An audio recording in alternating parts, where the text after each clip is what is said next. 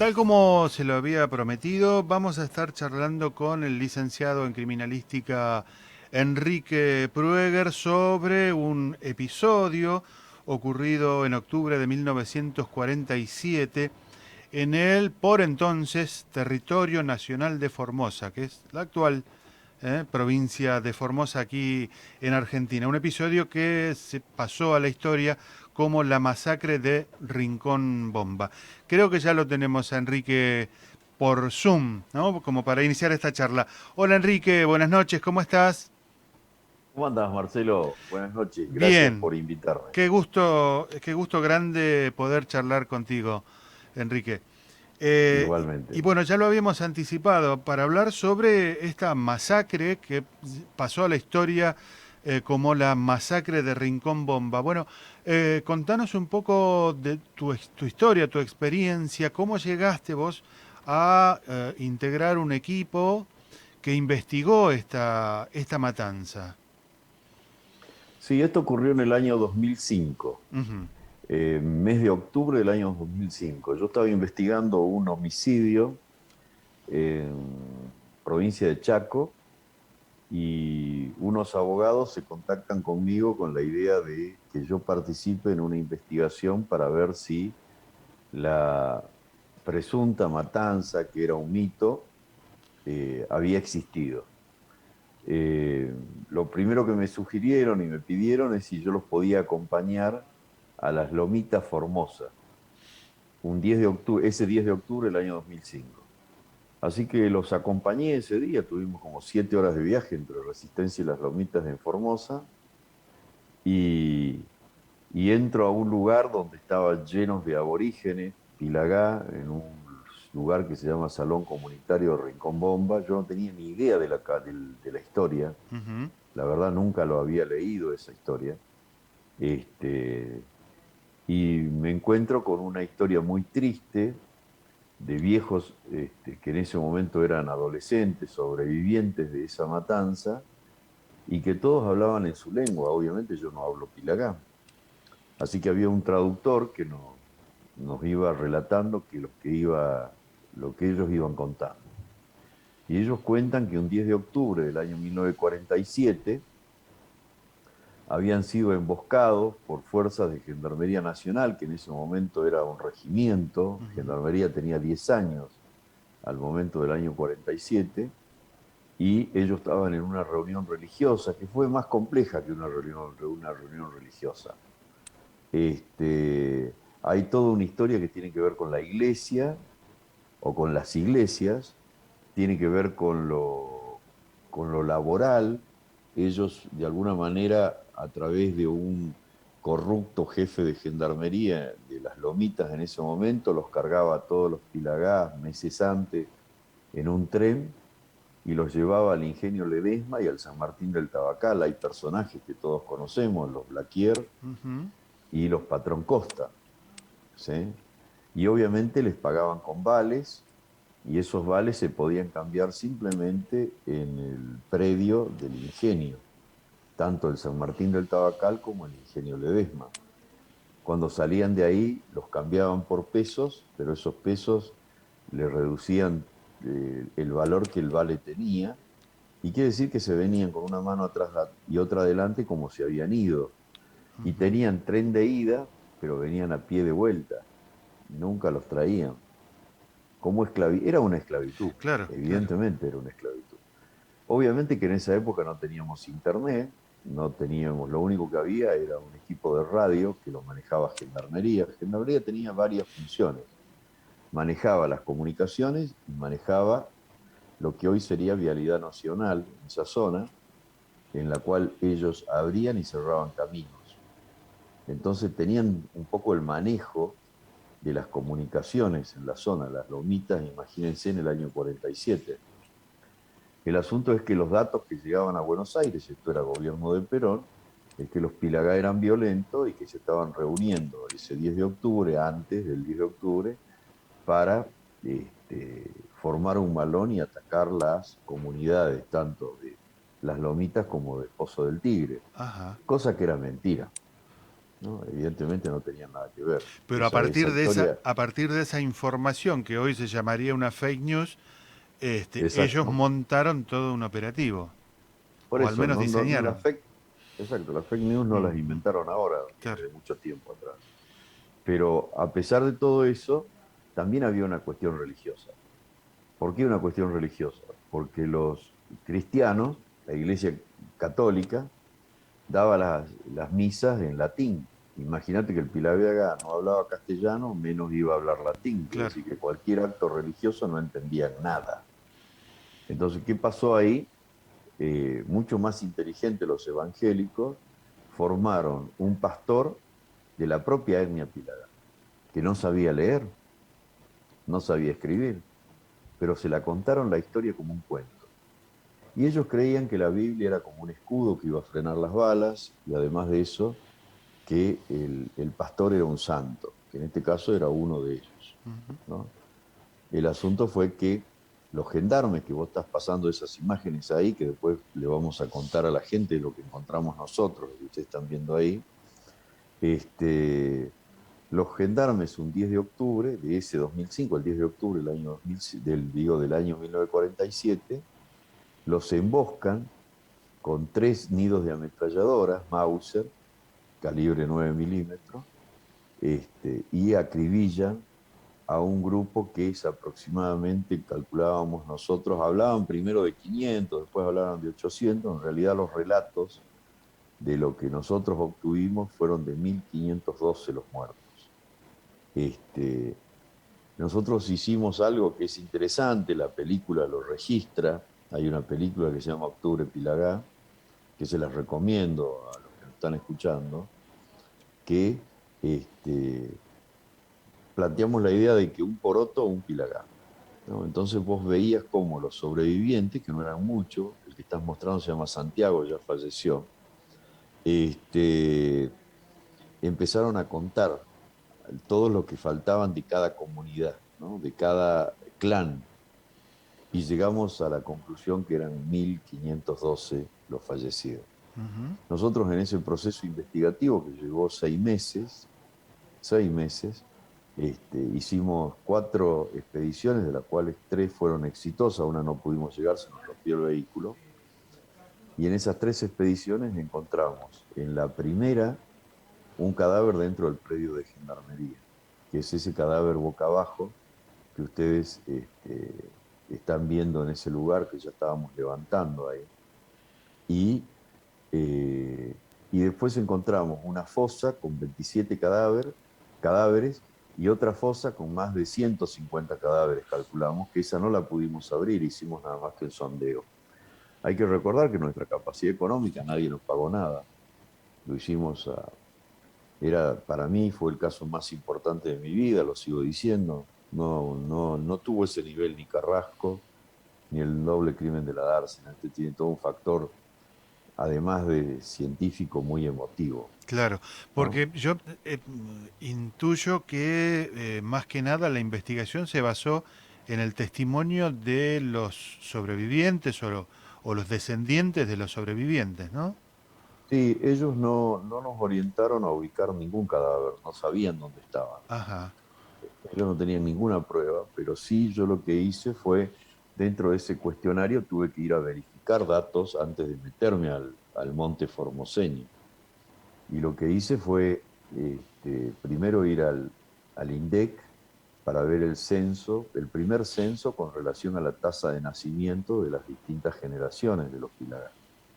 Me encontré que en el año 47 la tasa había bajado significativamente, de ahí en adelante, ¿sí? Ujú. Otro detalle, pedí una fotografía satelital, no fotografía satelital, una fotografía aérea al Instituto Geográfico Militar. Y cuando voy al Instituto Geográfico Militar me encuentro con un sendero que ellos describían en su viaje.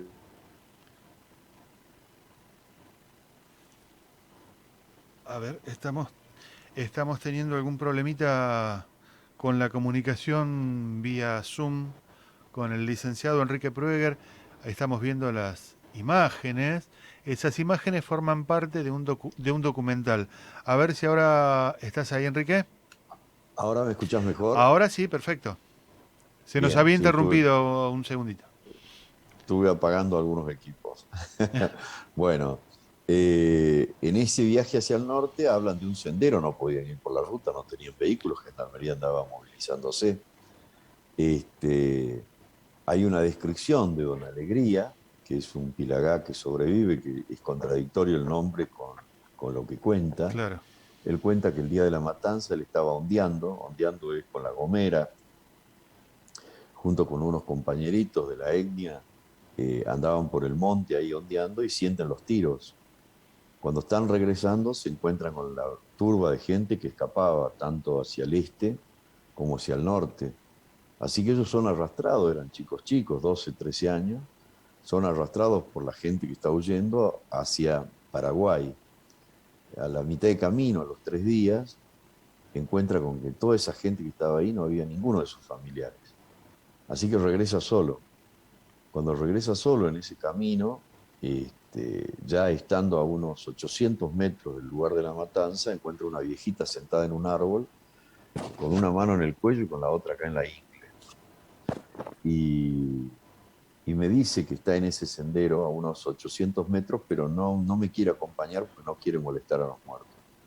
Así que yo con la fotografía satelital y la fotografía aérea de esa época, de esa época no, 70, es decir, del año 70, quiere decir 17 años después, logro ubicar, este, 70, 23 años después, logro ubicar el primer cadáver, que eso era terreno de gendarmería. Obviamente tuvimos que pedir una orden judicial, Ajá. ¿no?, de allanamiento, y así encontramos el primer cadáver, que fue un día 27 de diciembre del año 2005. Y el terreno Las, obviamente había cambiado muchísimo. no había cambiado totalmente, pero bueno, un cadáver, viste, cuando es enterrado, todo lo que son tejidos blancos, ese es el cadáver, el que Ujú. están ustedes viendo ahí. Ese es el primer Fíjense cadáver que que se encuentra.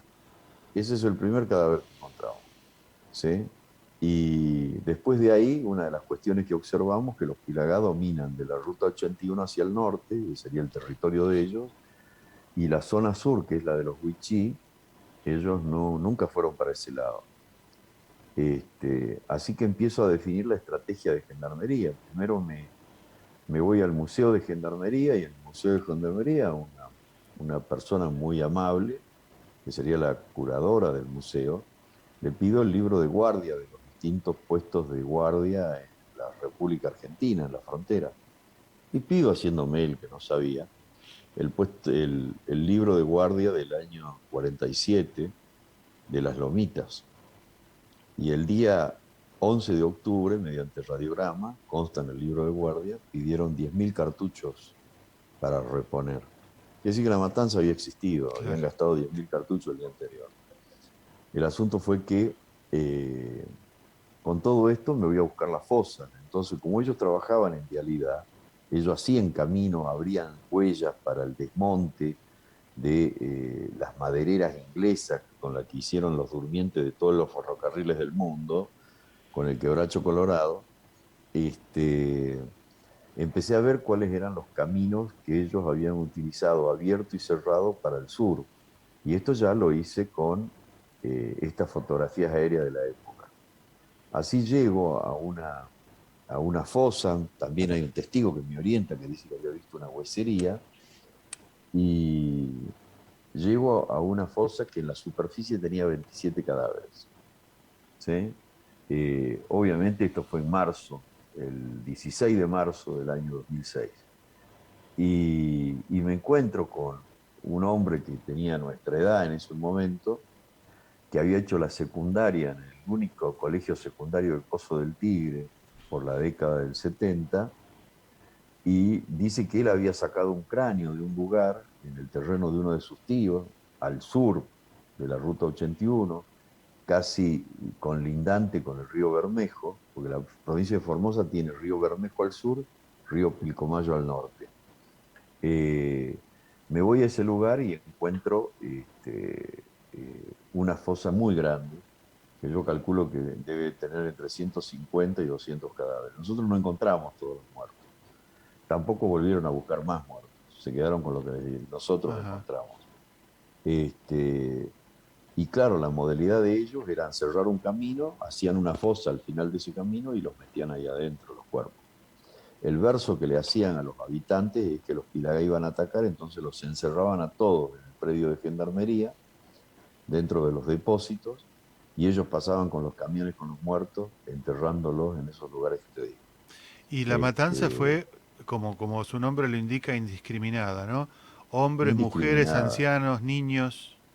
Fueron muy cobardes los gendarmes, porque te digo que lo que hicieron la noche anterior eran reuniones religiosas, lo que tenían no era un malón que se estaba preparando. Los dos rifles que tenían los Pilagá y los machetes que tenían los clanes para cortar árboles, se los quitaron todos. Entonces, cuando hay una antropóloga que se llama Espadafora de La Plata, que habló del enfrentamiento entre Gendarmería y los Pilagá. ¿De qué enfrentamiento estamos hablando? Los gendarmes no tuvieron un solo herido y los Pilagá los mataron a todos. ¿De qué estamos hablando? A En- 1500 mataron. claro, Enrique, ¿y se pudo hacer el trabajo de identificación de alguno de esos cuerpos? Mira, ¿O ya no era? Ujú. nosotros levantamos muestras, de hecho, eran contemporáneos a la fecha, ¿no? Eran contemporáneos a la fecha porque encontramos elementos como puede ser una perfumina de que estaba la propaganda en caras y caretas. Hubo que hacer todo un estudio antropológico social también. Encontramos distintos tipos de materiales, como podía ser en este caso, un eslabón de una cadena. Encontramos un bulón con una medida americana, que evidentemente no era precolombino, como quería decir Gendarmería. Este, y es como si hoy a nosotros, como yo siempre digo cuando doy esta charla, cayera un asteroide y nos hace desaparecer del planeta, supongamos, ¿no? Nos quedamos desintegrados, pero el celular que tenemos, ¿sí? Nos va a dar un poco la composición histórica de qué momento ocurrió eso, Claro. ¿no? Dentro de algunos años en adelante o mucho más adelante. ¿Se entiende lo que digo, no? Sí, Es sí, decir, sí, sí, sí. esos elementos de ornato que acompañan al ser humano,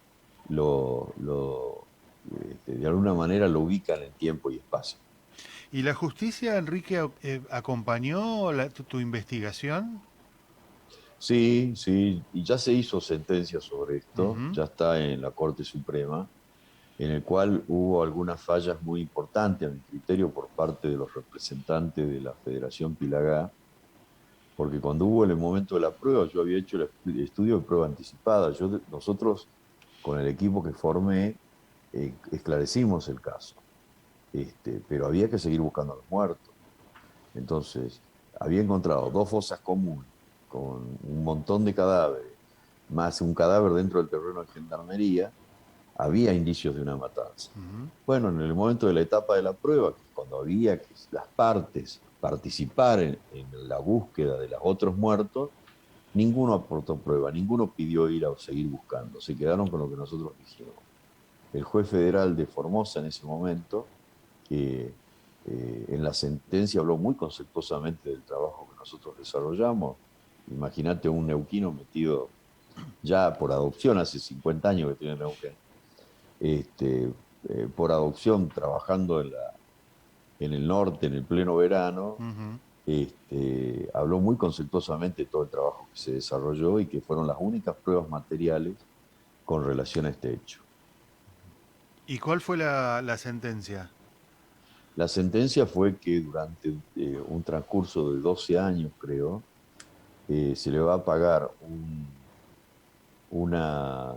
se les da escuelas, se le da viviendas, se le da una pensión a los sobrevivientes por el transcurso de no sé cuántos años, a todos aquellos que sean familiares de esos muertos, que los pilagás son todos familiares. Claro. Y Este, sí, obviamente de los gendarmes que participaron, por más jovencitos que hayan sido en esa época, hoy no queda ninguno sobreviviente, ¿no? mirá, hasta hace pocos años atrás había quedado un soldado, Ajá. eh, un gendarme. Este, también es el criterio, ¿no? Por eso te digo que a todo esto no solo las fuerzas militares, sino el Estado, sino también la religión, trabajó de una manera muy parecida a lo que hacían los españoles con los aborígenes latinoamericanos en la época de la colonia, ¿no? De alguna manera hacían reservas y en esas reservas les metían a todos los Pilagá adentro y los sacaban del territorio. Claro. Este, y yo te puedo garantizar, yo no fui a enseñar a nadie, fui a aprender, porque te puedo garantizar que los blancos lo único que me hicieron en esos 6 meses que estuvimos trabajando es entorpecer toda la investigación. Yo tuve dentro de mi equipo 2 alcahuetes, te lo digo así, que cuando yo buscaba un testigo para ver dónde tenía que ir a buscar o dónde podía orientarme para buscar y que era el familiar de alguien, que todo aquello, que era un dato concreto, primero me decía que iba y yo al otro día iba a buscarlo para ir y ya se negaba. Hasta que llegué a la conclusión que alguien de mi grupo me estaba alcahueteando. Claro, te estaba trabajando en contra. Exactamente. Así que logré descubrirlo y cuando los logro descubrir, obviamente que los saqué escarpiendo. Estos tipos, digo, yo con alcahuetes no laburo, ¿Y acá hay cómo que es, trabajar bien. y cómo se llega a hacer el documental? ¿Vos participás de Mirá, ese documental? sí, yo participo simplemente como un actor pasivo, estoy haciendo mi trabajo. El día que yo voy por primera vez, Valeria y su marido, yo veía que había una pareja ahí que estaban filmando, ¿no? Todo lo que pasaba en esa reunión estaban filmando. Este, de hecho, se notaba que no eran de la zona. Así que cuando termino la reunión, que fueron casi 6, 7 horas de escuchar a todos los Pilagá, eh, eh, me saludan, me dicen quiénes son, que están haciendo un documental. Ellos tenían muchos cassettes de sobrevivientes que habían contado la historia, pero que a esa reunión no llegaron, se habían muerto antes. Entonces para mí era valioso esa información y me servía para, de alguna manera, orientar mi trabajo de campo para lograr encontrar los muertos, si es que existieran. Claro. Este, así que los hice y le digo, bueno, ustedes suben a mi camioneta mientras yo busco, pero me pasan los cassettes, copias de los cassettes de esas entrevistas porque me sirve para la investigación. Y Claro. así fue. ¿Sí? Entonces ellos filmaron el documental y el documental, fíjate cómo era el trabajo, ¿no? En el documental el cadáver de la primera mujer que aparece, que es ese que vos mostraste alguna vez, en algún momento, que eso está sacado en greda en verano, eso está duro como un ladrillo. Ujú. No sabés lo que costó sacarlo eso. Terrible.